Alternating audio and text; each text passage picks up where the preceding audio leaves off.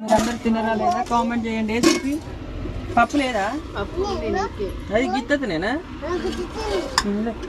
కాదా? వెళ్ళి పెత్తనం కట్టింది. నన్ను ఏమన్నది తెలుసా?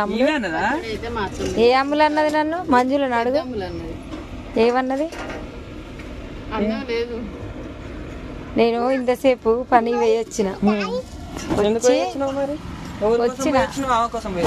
కాదు వచ్చిన వచ్చేటప్పుడు అమ్ములు ఏమన్నది? అన్నం లేదు అంటుంది. అంటే నన్ను ఏమనుకుంది?